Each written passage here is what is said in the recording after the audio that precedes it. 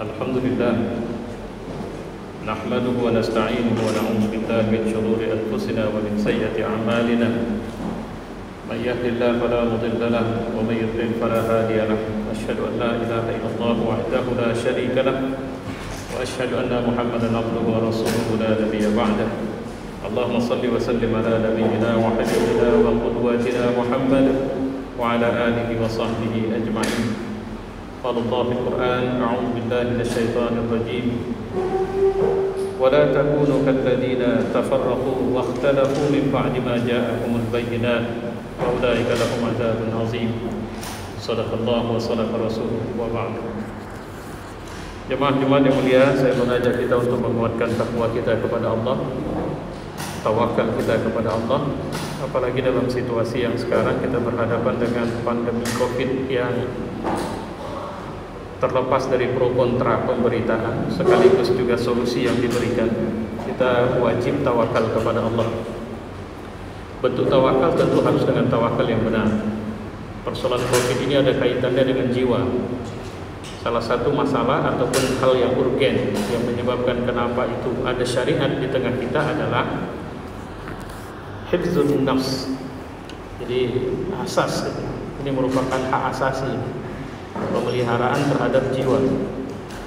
Saya pikir seluruh manusia di muka bumi sepakat dengan ini, dan terutama Islam sebagai agama.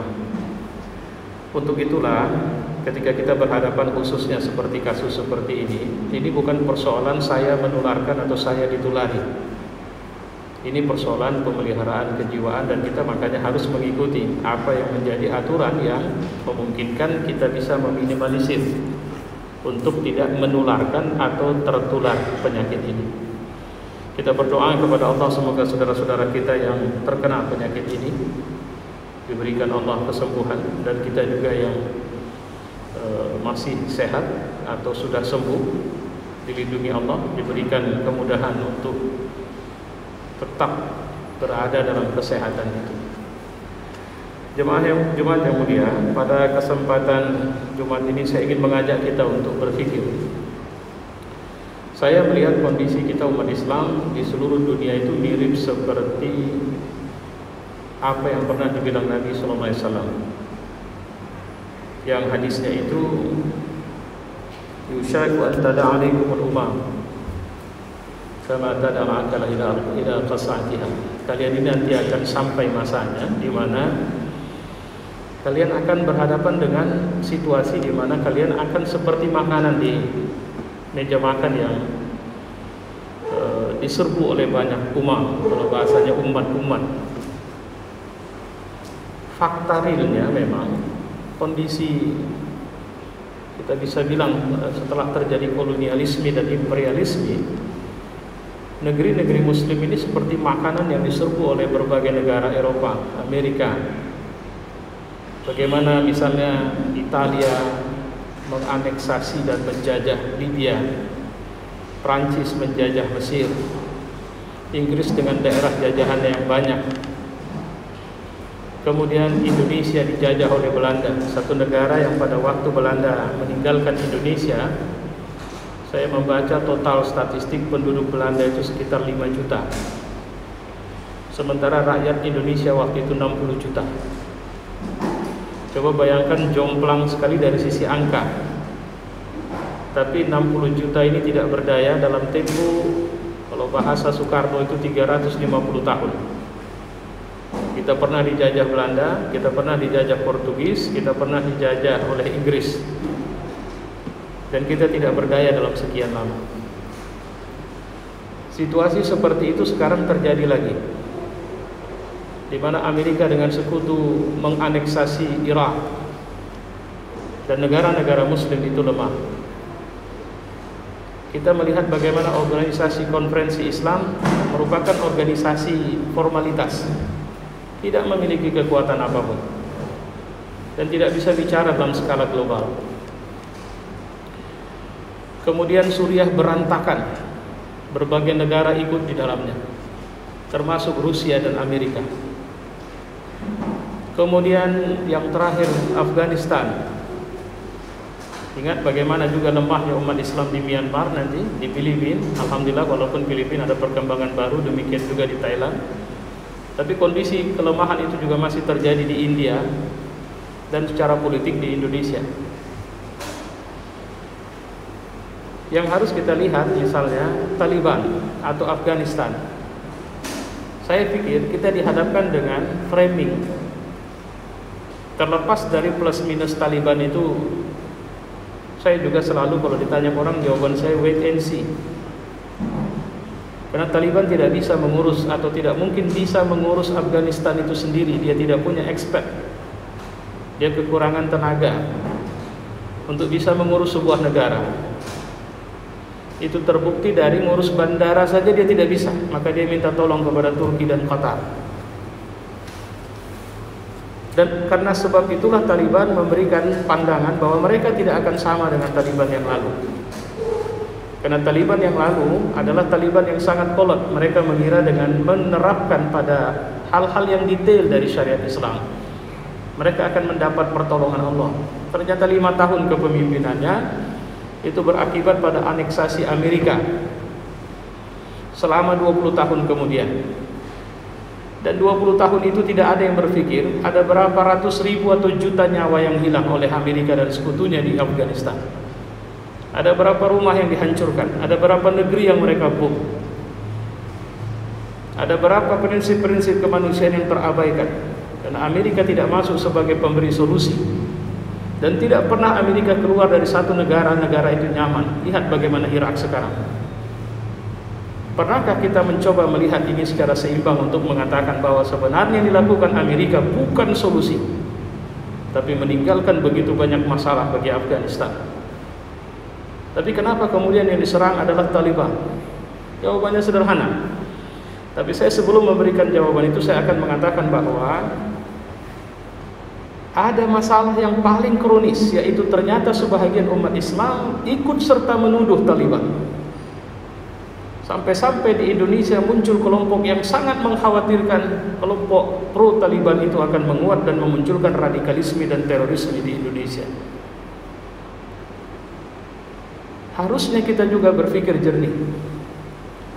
Siapa yang kurang ajar di Republik ini sebenarnya? Siapa yang radikal? Ketika ternyata fakta telanjang ada di hadapan kita, bagaimana keadilan dan ketidakadilan dipertontonkan begitu saja, dan mereka tidak peduli itu adil atau tidak adil. Yang penting itu sesuai dengan hasrat mereka. Negara ini dipenuhi dengan sejarah, berita-berita atau cerita-cerita yang memang kurang harmonisnya hubungan umat Islam dengan negara, dalam hal ini rezim yang berkuasa dari masa Soekarno. Saya tidak tertarik untuk membahas itu sekarang, tapi saya lebih tertarik untuk melihat ada satu hal yang membuat kita betul-betul jadi hidangan lezat.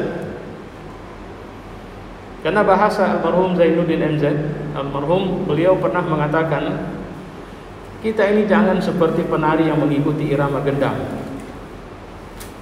Kita terjebak pada kemarahan yang terus-menerus kita alamatkan kepada orang lain, tapi kita tidak pernah mampu untuk berpikir cerdas dan jernih untuk melihat apa solusi dari masalah ini. Saya ambil contoh misalnya, baiklah kita akui, sebagai sebuah negara, Cina sepertinya menjadi kekuatan yang paling besar memberi pengaruh terhadap Indonesia dan semua sosiopolitik, sosioekonomi dan sosiobudaya Indonesia. Paling banyak. Tapi tahukah kita bahwa saya tidak memberikan pembelaan, saya mencoba jernih, nanti kalau salah tolong diluruskan saya. Tahukah kita bahwa sebenarnya sebelum itu ada sebuah negara yang sudah lama menjarah Indonesia, merubah gunung menjadi lembah yang curam sekali, mengangkat semua harta kekayaan dari gunung itu dan dari wilayah itu, dan sampai sekarang tidak bisa tersentuh sama sekali. Itu di daerah Tembagapura, bagaimana Freeport, sebuah perusahaan yang tidak besar waktu itu, tapi sekarang menjadi perusahaan yang secara politis tidak bisa tersentuh sama sekali. Berapa persen keuntungan yang bisa diambil Indonesia dari situ? Kalau bicara persoalannya ini. Tapi masalahnya, saya membaca di sosmed dengan berbagai hal, saya memperhatikan, kalau begitu, apa untungnya kita marah-marah? Apa untungnya kita ikut menyebarkan video-video kekurang ajaran misalnya, atau ketidakadilan yang dipertontonkan itu? Kenapa kita tidak mulai berpikir, kalau demikian, kalau sudah begini keadaannya, apa yang harus kita lakukan seharusnya? Inilah yang sebenarnya menjadi catatan penting bagi kita, khususnya dalam khutbah ini. Kalau ada seseorang yang setiap hari meneror kampung kita, apakah kita akan memelihara ketakutan kita? Atau keberanian banci, di mana kita akan berteriak tapi kemudian tidak berani mempertunjukkan diri kita siapa? Apakah kita akan terus-menerus bermain seperti itu? Atau kemudian tidak saling membangun hubungan sinergi di antara kita, bahwa bagaimana manusia kurang ajar ini bisa pergi dari kampung kita? Apa yang harus kita buat? Karena jamaah yang mulia, faktanya seiring dengan kasus COVID yang sedang luar biasa menghantam dunia, termasuk Indonesia, kita mungkin abai dengan kasus kerusakan moral yang luar biasa juga menimpa anak generasi milenial kita. Kita mungkin abai dengan orang-orang yang selama ini terjebak dengan narkoba misalnya, dan narkoba menjadi permainan dari begitu banyak kekuatan yang berkuasa dalam tanda petik. Dan saya maksudkan mereka adalah oknum-oknum yang kemudian menjadikan ini cara mereka cari makan. Dan kita dihadapkan dengan tontonan yang ketika seorang misalnya anggota DPR mengumumkan bahwa gaji anggota DPR itu ternyata cukup fantastis misalnya. Saya tertarik untuk kemudian melihat bahwa seharusnya ini teguran bagi semua, dan saya heran kenapa para anggota dewan itu belingsatan ketika jumlah gaji mereka diketahui oleh rakyat yang seharusnya rakyat perlu tahu tentang itu. Sehingga kita bisa melihat apakah sudah sesuai kinerja mereka. Apa yang mereka buat, apa yang mereka berikan dengan gaji yang diberikan kepada mereka, dan kenapa mereka masih terjebak dengan korupsi terus-menerus. Karena faktanya lembaga anti rasuah di Republik kita itu terus-menerus berhadapan dengan fakta bahwa korupsi tidak menurun. Nah, bukankah seharusnya kita sudah harusnya lebih berpikir objektif? Ada sesuatu yang salah ini. Dan apa sesuatu yang salah ini?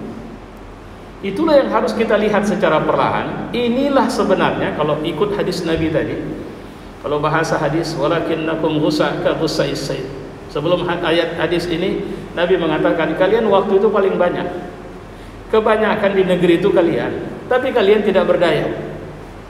Ketidakberdayaan kalian itu disebabkan oleh ada satu virus yang jauh lebih berbahaya dari virus pandemi COVID ini atau COVID ini. Apa itu? Wahan. Penyakit wahan ini menimpa seluruh kalian. Kalau mau dibuat urutannya, ulamanya, ustadznya, muallimnya, pemimpinnya, rakyatnya, pengusahanya, politisinya, semua kalian. Dan wahan itu dikategorikan Nabi dalam dua hal. Hubbud dunya, karahiyatul maut. Kalian terlalu cinta kepada dunia dan benci dengan kematian. Fa'tabiru ya ulil absar.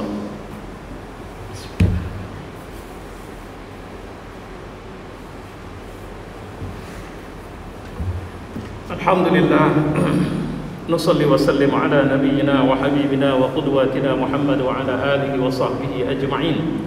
Ya ibadallah, ittaqullah. Wa qala Allah fil Qur'an, a'udzu billahi minasyaitonir rajim. Bismillahirrahmanirrahim.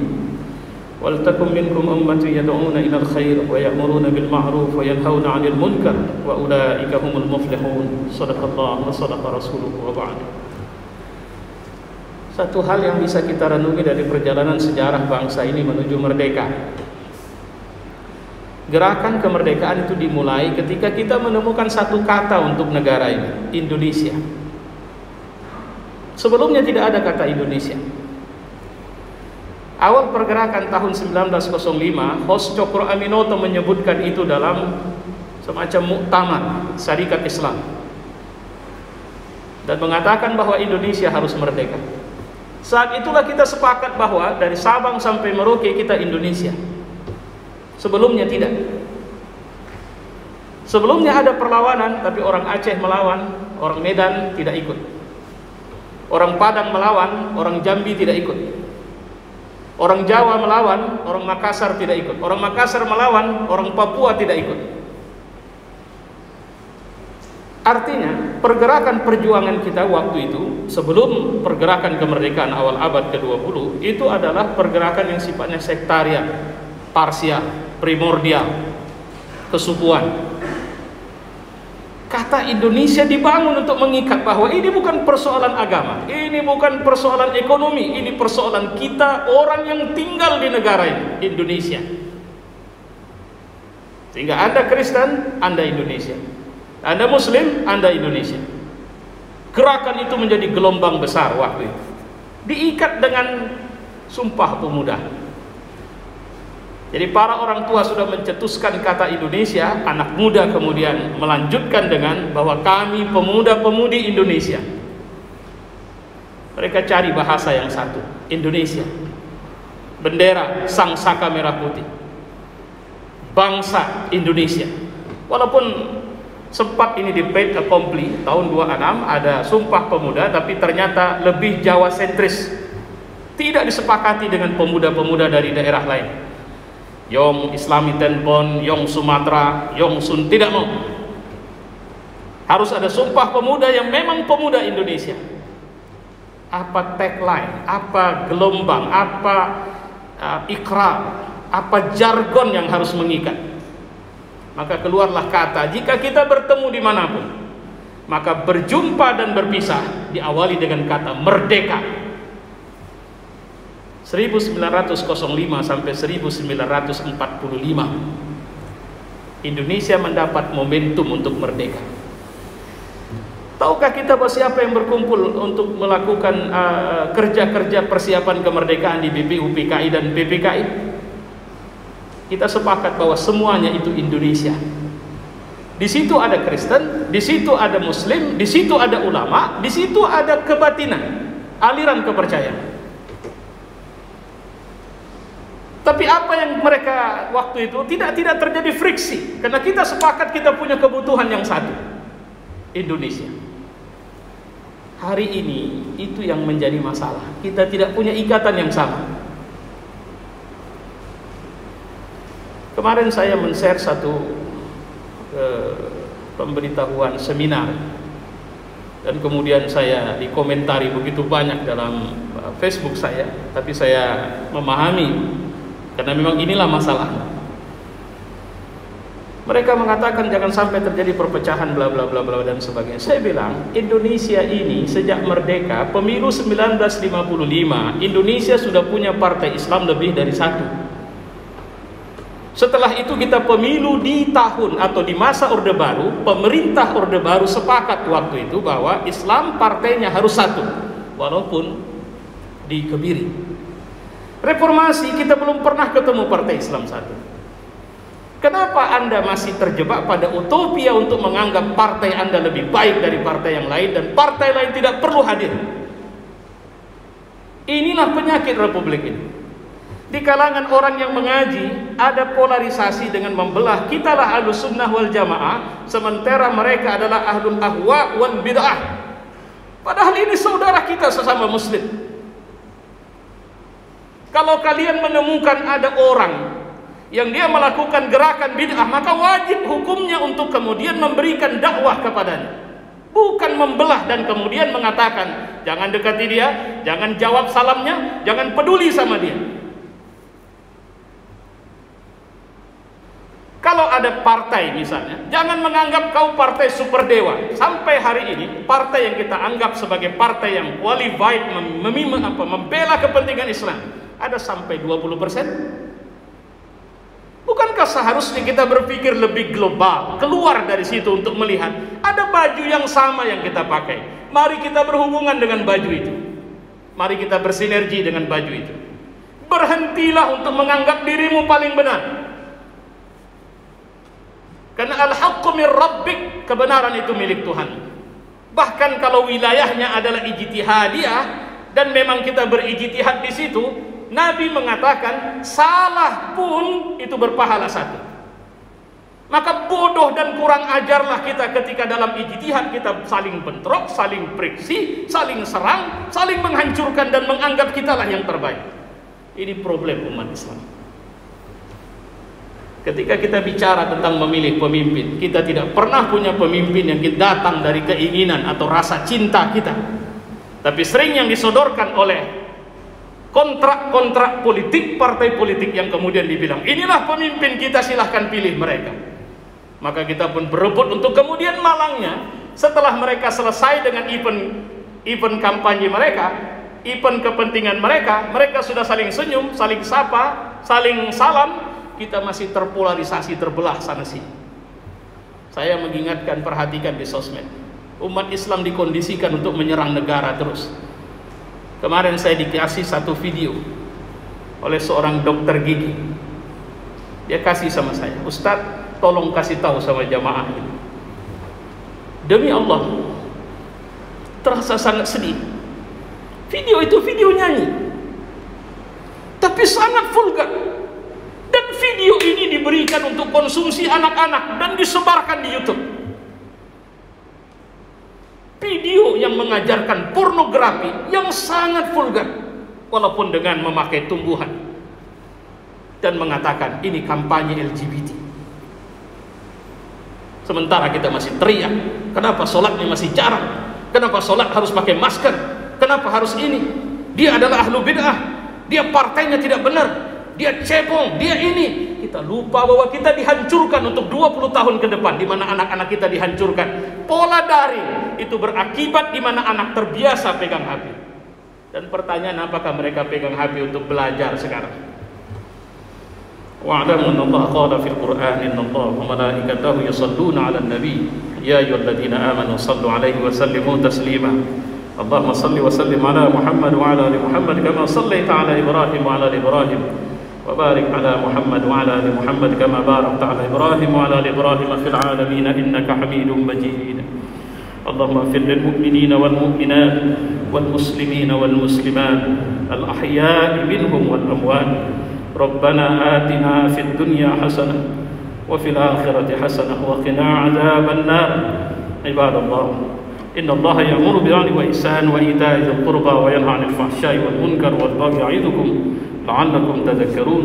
فاذكروا الله العظيم يذكركم واشكروه على نعمه يزدكم ولذكر الله أكبر.